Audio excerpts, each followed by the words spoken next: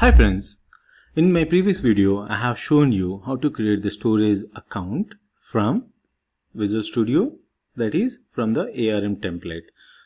In this video I am going to cover the VM creation from ARM template. So as usual, just click on the new project, create a new project and then search for Azure Resource Group, or it is already listed here for me, so hence I am just directly clicking on it. If it is not listed here, just go ahead and search here. Okay, select that and then go to the next.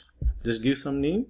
I'm going to create VM, Windows VM ARM from ARM template. I'm just naming the same just for the safe side. I'm just giving the name short, Windows VM from ARM. So now select the blank template from the Visual Studio templates. You already have a few more templates like Azure Quick Start from the GitHub and all, but anyway I'm going to select the blank template. Okay, so as usual we got a JSON file where you can list down all your resources which you want to create on the Azure, and the PS1, that is PowerShell script, which will be helpful to deploy your resources as part of the JSON file. Okay, let us proceed creating the VM machine. So in the left side pane under the resources, add new resource and select the VM. I'm going to create the Windows VM. So just take Windows Virtual Machine and give a name to that. I'm naming it Windows VM from template. Okay, and select the storage account. Either you can go ahead and create a new here itself, or you can also take it from your subscription. I already have one which I have created in my previous demo. Again, that was through a template. So I'm going to select the same storage account for this one. So now under the free trial, this is a resource group and the storage I have created in my previous demo, that is as part of the central US.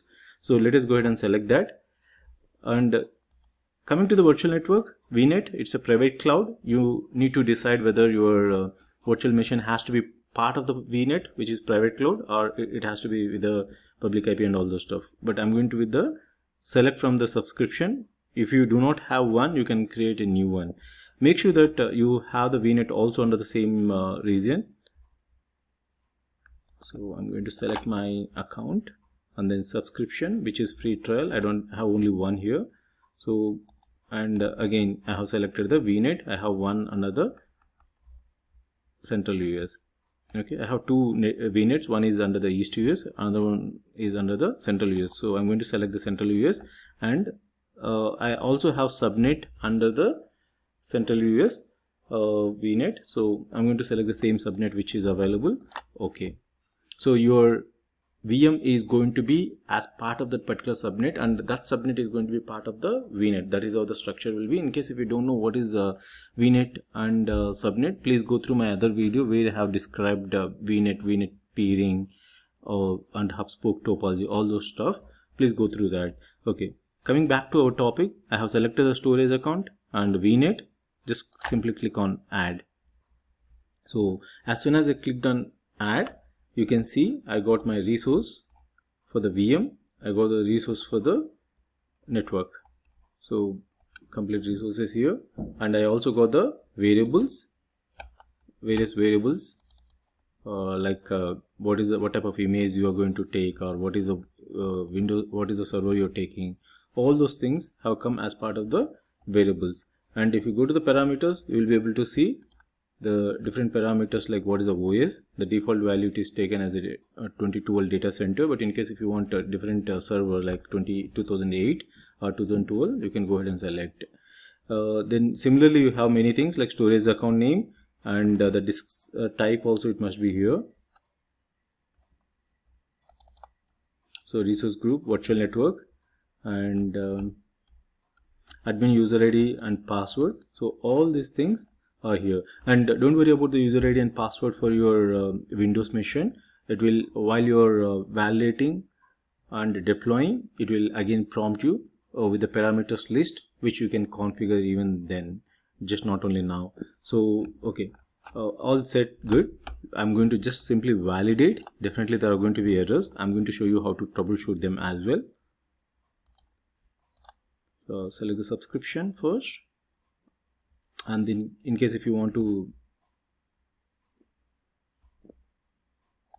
this is my subscription where I want to deploy anyway. So if you want to set the user ID password, go ahead and do that. My Windows VM template name is VM template,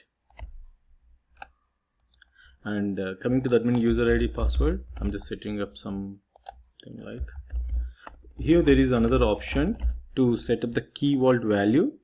So in case if you have key vault already got some user ID, I mean the secret keys, so you can go ahead and select them, but I do not have any, and I'm just manually selecting the password, and I'm also saving this password just to avoid to entering every time that password.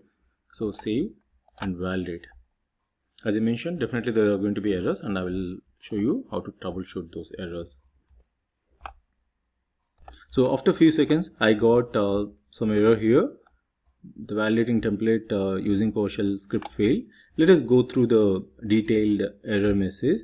So first understand that it is saying that Azure RM resource group is not recognized. As usual, as shown in my previous video, just see what is the new command for that. So here I have just simply try to replace that. Search for this type of parameters in entire project. Just Control Shift F to find all instances of that particular command. So I have totally 5 with that word.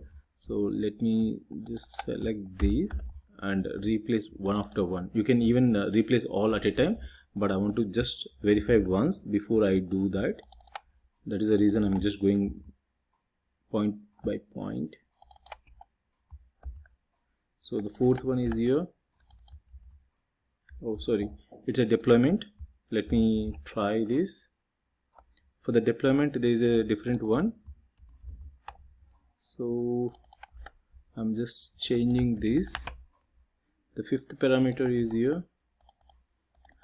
So quickly I changed all the commands to the new standard. Let us just go ahead and validate now. It must be successful.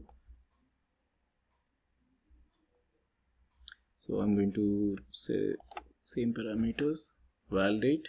So this time the template is valid. Now you can see everything is successful. Now I'm going to deploy that. Select the resource group where you want to deploy, and then as usual the parameters, in case if you want to change it, you still have an option to change your admin user ID password and the stuff. So I just go as usual and deploy. Let us see what will be the result. So the template is valid. You can see build started, build succeeded, and then template is valid. Now it started deploying the template. Deployment status in 5 seconds. So it is checking every 5 minutes what's the deployment status. You can see ARM storage template provisioning status is successful, and then this is also running now. Virtual machine is running. WinVM template. So checking deployment status in 10 seconds. So once it is successful, let us go back to the portal and check whether those resources are created, whatever we are trying to do it in the template. So after a few seconds, my template is successfully deployed the template Azure deploy.json to resource group. Let us go back to the portal and check. So this is a resource group, it must be deployed to. Let us go back to the portal and check. So this is a resource group where we deployed. Let us give it a try and see. Already VNet from template is created because I created earlier. That's nothing it did now. But let us see the VM is created or not. Oh, that's fantastic. Now you can see the WinVM template is a virtual machine which is created. Storage anyway we have already used, and VNet for EM template. This is a VNet we have taken to assign. So awesome, like everything is created, and you will be able to see the VM details completely. So this is your unit. So as part of the VNet we have created, that is the reason there is no public IP, but in case if you want to configure the public IP, you can go ahead. The private cloud concept itself, it is like having the private IPs, not like to expose to the public world, right? So, and we have created under the central US, and that particular instance is already running. So hopefully you understood like how to create a VM or a storage from a template, and even how to troubleshoot if any problems are there. In my next video, I'm going to cover how to create the number of VMs through a template. So that that will be the actual scenario where you usually create number of instances, not just one instance of the same, right? So let us just see. Thanks for watching my videos.